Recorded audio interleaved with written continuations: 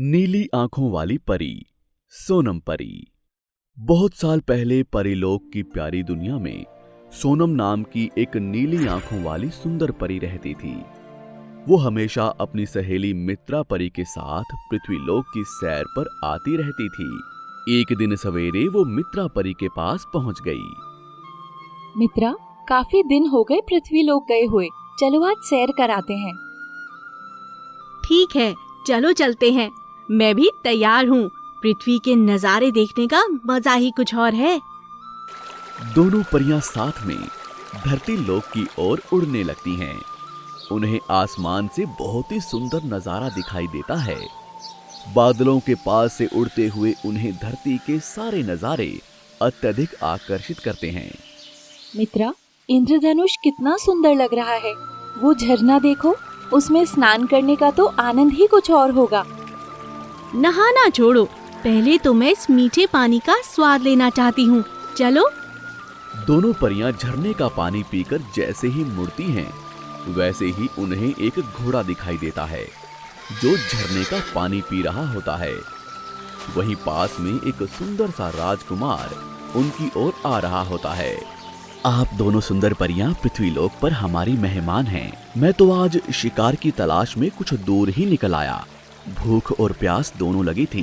ये झरना देखा तो सोचा अपने और अपने घोड़े मोती की प्यास तो बुझा लूं। मेरा नाम सिद्धार्थ। क्या मैं आप दोनों का परिचय जान सकता हूँ? मेरा नाम सोनम है और ये मेरी प्यारी सहेली मित्रा है। बहुत खुशी हुई आपसे मिलकर। जीवन में पहली बार परियों से मुलाकात हो रही है। वो बड़े ध्यान से सोनम परी को निहार रहा था और दूसरी तरफ सोनम परी भी उसे तिरछी नजर से प्यार से देख रही थी। चलिए कुछ खा लिया जाए। इस घने जंगल में क्या मिलेगा हमें? आप लोग चलिए, मैं आपको अपने राजमहल में चलकर हर प्रकार का व्यंजन खिलाऊंगा। भोजन के लिए इतनी दूर जाने की क्या जरूरत? इतने में सोनम परी अपना हाथ उठाकर जादुई सितारा छड़ी से बहुत सारे अलग अलग प्रकार के व्यंजन प्रस्तुत कर देती है। यहाँ तक कि राजकुमार के घोड़े के लिए भी व्यंजन प्रस्तुत हो जाता है। राजकुमार ये देखकर आश्चर्यचकित हो जाते हैं। वे तीनों साथ में बैठकर भोजन करते हैं। आपने सही कहा था, ऐसा भोजन तो राजमहल में भी नहीं किया। आप दोनों भी एक दिन मेरी मेहमान नवाजी स्वीकार कीजिए। राजकुमार, आपके निवेदन के लिए बहुत बहुत धन्यवाद। लेकिन कुछ ही देर में सूर्यास्त हो जाएगा और सूर्यास्त के बाद हम लोग पृथ्वीलोक पर नहीं रहना चाहते। हम किसी दिन जरूर आएंगे। मैं आप दोनों का इंतजार करूंगा। दोनों परियां आकाश में उड़ जाती हैं। राजकुमार देखता ही रह जाता है।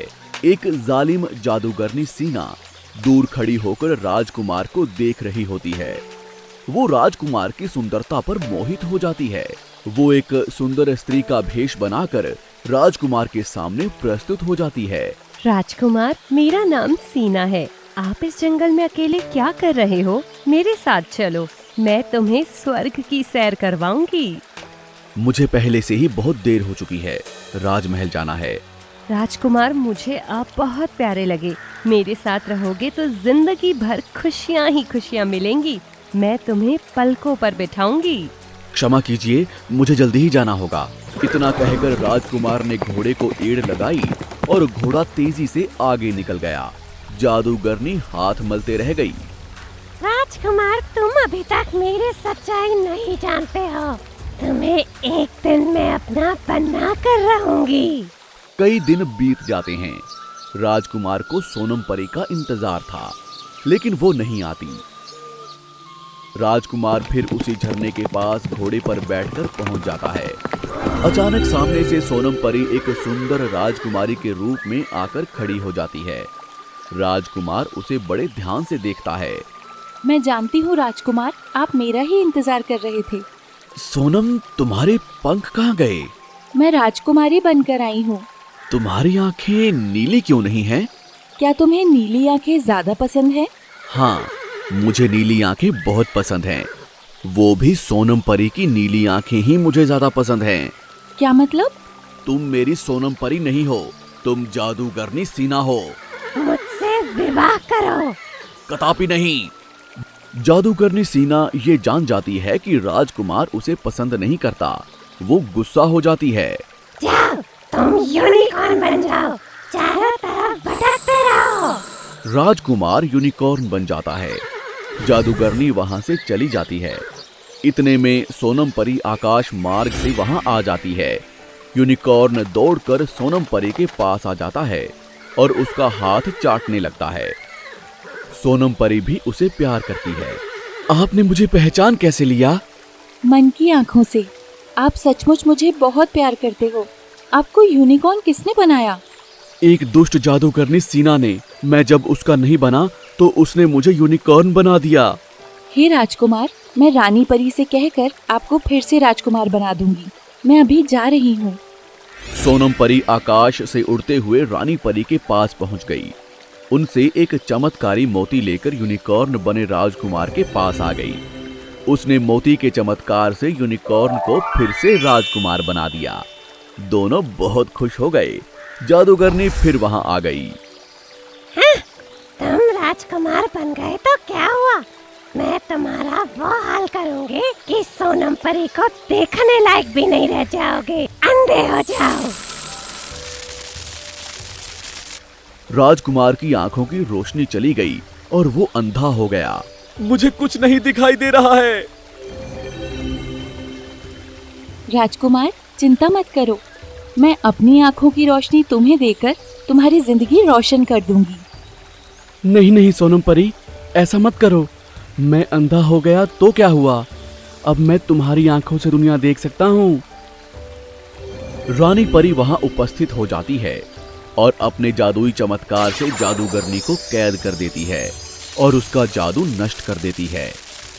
जादूगरनी, प्यार छीनने का नाम नहीं है, बल्कि त्याग और समर्पण का दूसरा नाम है।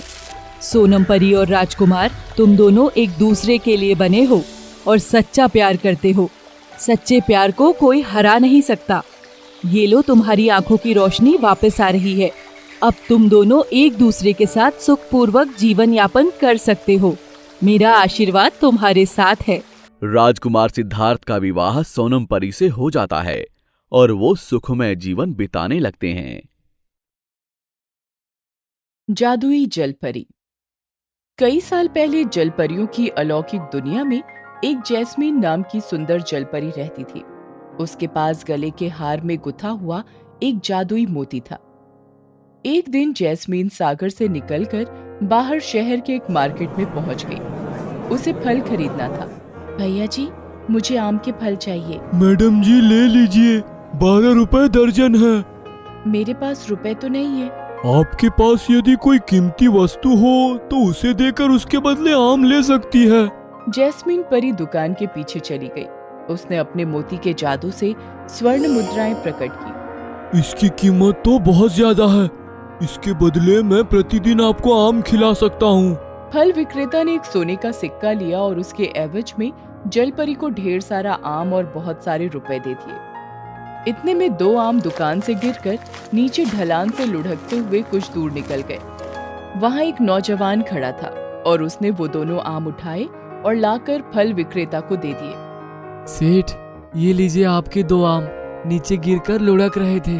बहुत बहुत धन्यवाद भाई। जलपरी ये सब कुछ देख रही थी। उसने ध्यान से देखा कि उस नौजवान के चेहरे से गरीबी झलक रही थी। आपने आम लौटाकर बहुत अच्छा काम किया है। क्या मैं जान सकती हूँ कि आप क्या काम करते हैं? मैं काम की ही तलाश में निकला था, लेकिन आज मेरी किस्मत ने मेरा साथ नहीं दिया। आपका नाम क्या है? रोमी। क्या तुमने खाना खाया? नहीं। मैं जानती हूँ तुम्हें भूख लगी होगी। वे दोनों आम जो तुमने फल विक्रेता को लौटा दिए, उन्हें खा भी सकते थे, मगर तुमने ऐसा नहीं किया। ये लो, आम खा लो। नहीं नहीं, ये आम आपके हैं, मैं इसे नहीं खा सकता। ईमानदार होने के साथ साथ खुददार भी हो, ये तो बड़ी अच्छी बात है। इतना कहकर जलपरी मार्केट में आगे बढ़ गई और रोमी अपने काम की तलाश में जुट गया। कुछ समय के बाद जलपरी समंदर के किनारे पहुंच गई। उसने देखा कि रोमी सर नीचे झुकाकर बैठा था। अरे रोमी, यहाँ अकेले बैठकर क्या कर रहे हो? हाँ जी, आज तो कोई काम ना मिल सका, इसलिए बैठा हूँ। जैस्मिन जलपरी ये भी जान गई कि रोमी ने अब तक कुछ भी नहीं खाया होगा और वो मुफ्त में आम भी नहीं लेगा। अब उसे रोमी पर बड़ी दया आ रही थी। रोमी, मैं तुम्हें काम दे रही हूँ और काम के बदले जाहिर है मेहनताना भी दूंगी। रोमी के मुरझाए हुए चेहरे पर चमक आ गई। बताइए देवी, मुझे क्या करना होगा?